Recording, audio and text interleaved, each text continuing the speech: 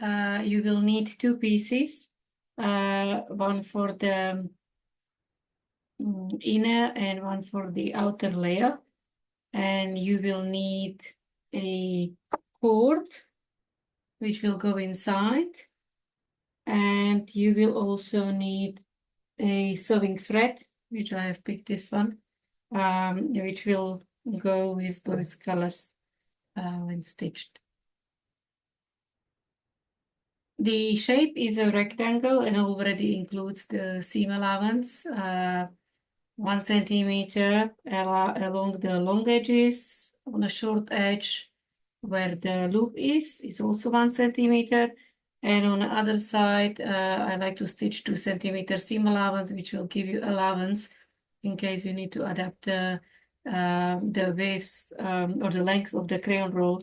In case sometimes during a cutting or stitching or pressing with the hot iron, it seems to be getting smaller, and sometimes not all pockets fits once it is turned into right side. So that's why I leave 2 centimeter seam allowance, but also, as I mentioned in my PDF files, at 1.5 seam allowance around all edges will also work, and it gives you a little bit of extra millimeters in case the width is not exactly 54 centimeters. Okay, with that, also when you come to cutting the fabric, I just want to mention one thing, and that is when you're cutting the crayon roll, I will be referring to the short panel as the width, and a long side of the rectangle I will be referring as the length of the crayon roll, and that also depends how many pockets you're gonna fit in. 16 blocks and 16 sticks in length. You will need 8 main pockets, so you divide 16 by 2. If you were working with the length 24 by 24, that means you will have 12 main pockets. If you're working with the 20 by 20 size, you will have 10 main pockets.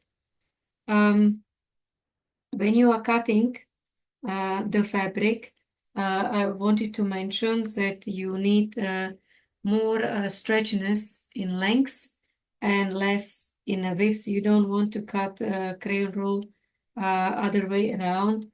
Otherwise, it's harder to insert the crayons in.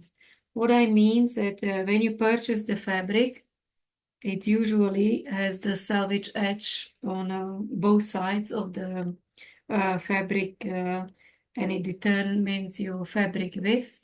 And when you're buying fabric in length, it will tell you that, if you're buying half a meter, you will get only half a meter of the selvage edge.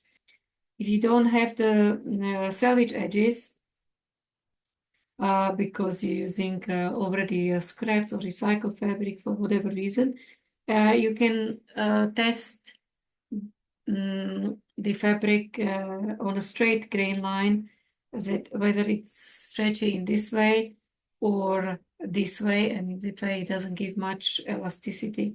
So when you are cutting the crayon roll, you always want the selvage edge on the short side, and on a long one you want it fabric to be slightly more giving. So that's just one thing you need to take into consideration. Another thing is that fabric, when you're using printed one, it's quite clear which side is the right side of the fabric and which side is the wrong side of the fabric. When you're using plain ones, cotton or linen, you sometimes can't differentiate. So it's a good idea to mark the fabric with the cross, so you know that this is going to be your wrong side. When you are going to stitch the crayon roll, you need to make sure that both fabrics, right side of the fabrics are inside, and you're gonna stitch on the wrong side Also, all the marking should be happening on the wrong side of the fabric. So when you putting the cord inside, you basically fold it in a half and you place it edge to edge. The loop is right at the edge of the short side of the crayon roll or the width of the crayon roll. If you are stitching 1 centimeter seam allowance, it can go right to the edge. If you decide to stitch 1.5 seam allowance, then it's better to move it slightly lower in case you want to trim the seam allowance and you don't want to cut the loop in half, otherwise it might fray.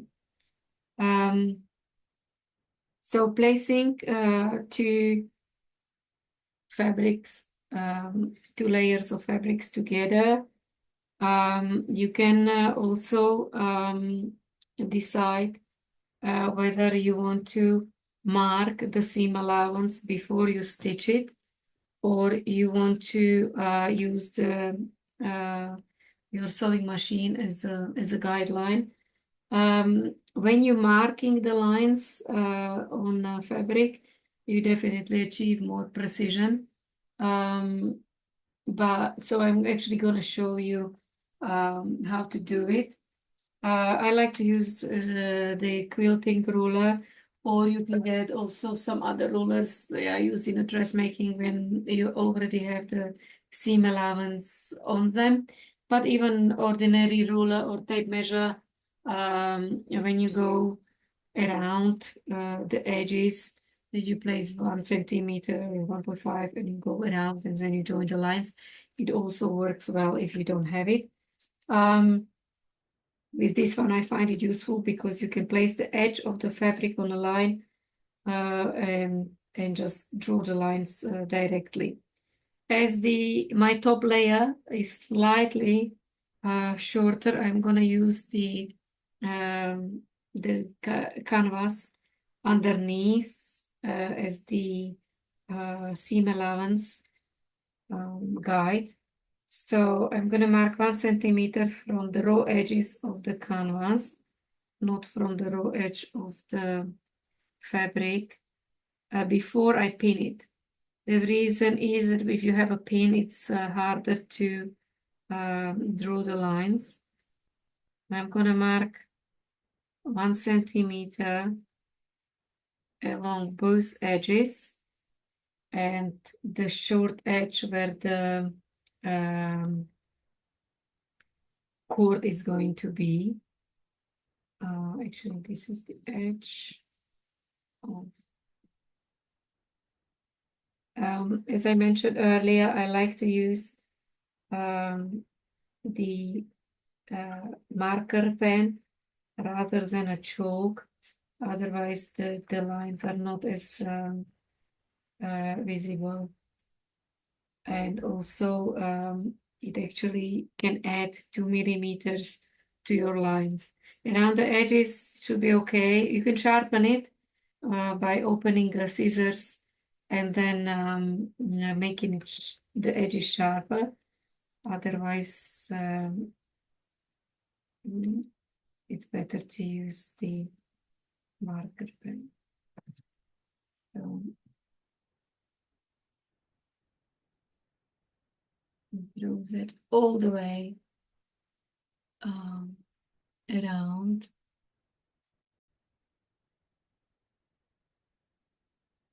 Also, you can use the quilter's rulers that you place it here and you want 26 centimeters. So you draw the line there. And on this edge, we are going to stitch 2 centimeters away from the edge, just to give us extra allowance. And we will need a gap somewhere in the middle, maybe around 10 centimeters for our opening. This is one technique how you can make the crayon roll.